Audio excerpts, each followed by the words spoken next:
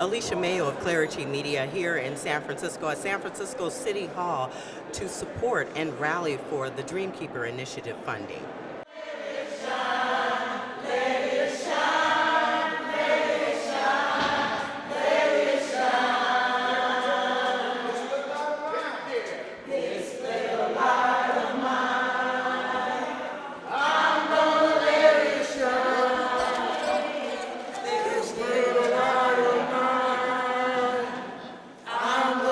Tell me why you're here today, Dr. Silas.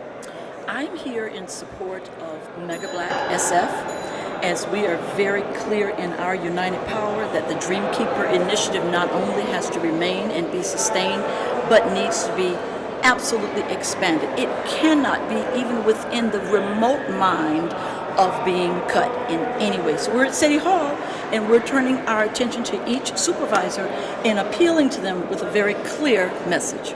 So are you saying that the Dreamkeeper funding has been cut?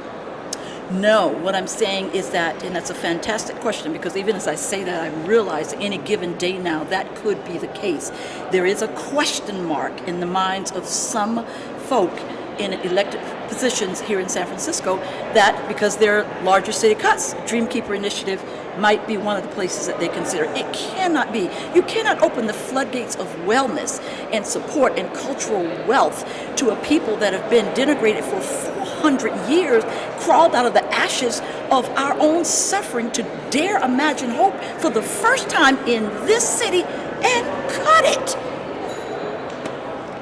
Yeah, that sounds like a real problem. So Right? I can imagine why you and the group MEGABLACK are here today. That's I will right. say that I'm part of the group as well. Yes, and you I are. am funded by the Dreamkeeper Initiative. Yes. I'm able to tell these stories and allow you and the other voices to be heard through the funding. So I'm with you on that support. And I appreciate you taking the time to talk with us and to explain to my audience what's Absolutely. really going on.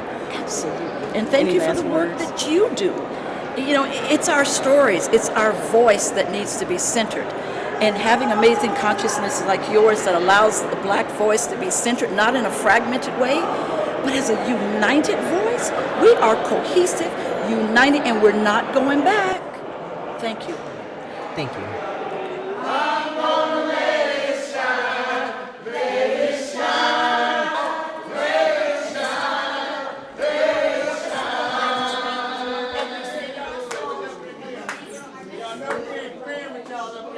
What's up, Simon?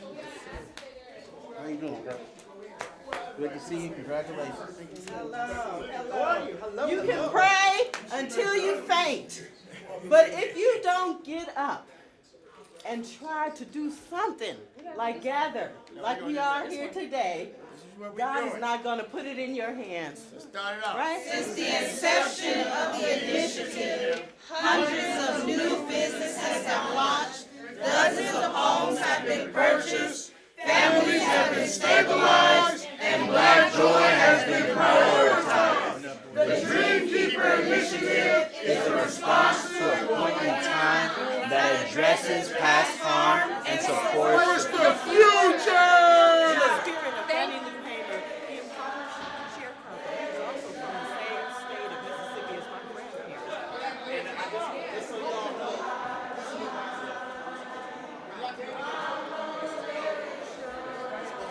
It's locked. That's not supposed to be happening.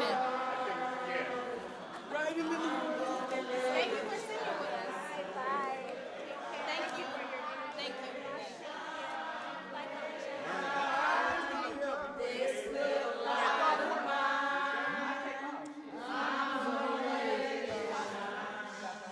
Oh, this little light of mine, I'm gonna let it shine, let it shine, let it shine, let it shine. Right? No cuts to the Dreamkeeper Initiative. Supervisor Connie Chan. Keep the Dreamkeeper going. I'd love to see more of you because I'm grateful for you to walk this hall, even though this hall, time and time again, has not been with you. Thank you. I'm grateful for your work. because you didn't just speak for yourself, you speak for the whole community in San Francisco, saying that we need to keep this going. Without your advocacy, sometimes I think that the community is just being left behind. Thank you. Thanks for taking your time. Thank you so much for making this happen. I'm grateful that you're here. I've been with you since day one, and we're gonna continue with this in solidarity. Thank you. So tell me why you're here today.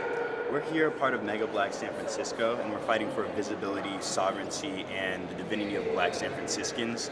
There are too many statistics that disproportionately affect African Americans in terms of the homelessness population, overdose population, people in mental crises. So being able to have a space to advocate for a baseline for the Dreamkeeper Initiative, which directly applies to Black San Franciscans and uplifts the entire community, is one of the things that we're here to promote today, as well as departmental accountability from our city agencies in terms of subcontracting and contracting with non-governmental organizations. And so what are some of those problems that the department heads in particular need to know about? Can you tell the audience specifically what some of the problems you've seen with the departments in particular? Yeah, I think that it's really interesting because there's a baseline understanding that Black Americans are affected at a disproportionate rate within San Francisco for mental health crises, overdose crises, and that's a baseline, and they have a commitment to be able to prioritize the Black community, but that's not reflected in the data that they're doing, and that's not reflected in the actual programs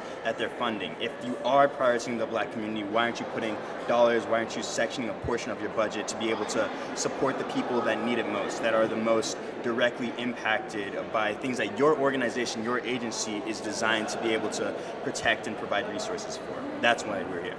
Yeah, so you want them to put their money where their mouths are. Exactly. So to speak. And we're here in numbers to be able to show that we care about this issue and we're watching. As MEGABLACK, we are a megalith. We are more than just the individual person that sees something in their day-to-day. We are a collective of Black San Francisco that is advocating for what affects us, not only us, but things that we've seen in the community, and defending what we know is right and justice for all. I'm gonna let it shine, let it shine.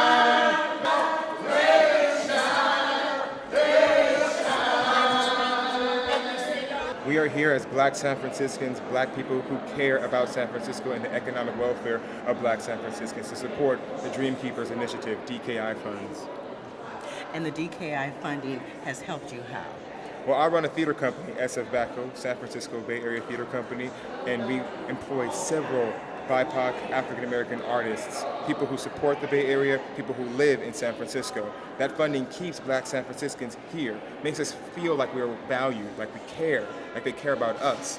You see why there's like a percentage of less than Black people in the city? Like 2, 3, 4%. We're like a little nothing statistic, like an ant on a scale. These Dreamkeepers Initiative funds support balancing that scale for Black San Franciscans. And so you're saying that the Dreamkeeper funding has helped your organization specifically? Like, give us a real fine, detailed experience that has made a difference for your organization. Absolutely. I run a festival each year, and we employ over 60 to 70 Black and BIPOC artists in San Francisco, and the Dreamkeepers Initiative funded all of those artists. That's over $150,000 paying artists to be artists and work in the theater field in San Francisco. Those are direct dollars and resources that come through our nonprofit, almost 10-year-old theater company that is paying the community of artists here in San Francisco, showing them that we care about them, showing them that they're valued. These Dreamkeepers dollars are not just a drop in the bucket. They are showing us that we're valued as Black people, people with dark skin in San Francisco. We have this bad narrative. The news talks about us bad, looks at us bad. And we have to change that perception, the narrative of it. And these Dreamkeepers dollars, through OEWD, through SFAC, through DCYF, through HRC, are all supporting Black San Franciscans. Well, thank you so much for your time. Thank you so much for tuning in. I'm Alicia Mayo at San Francisco City Hall, representing the Dreamkeeper Narrative Shift and Storytelling Cohort.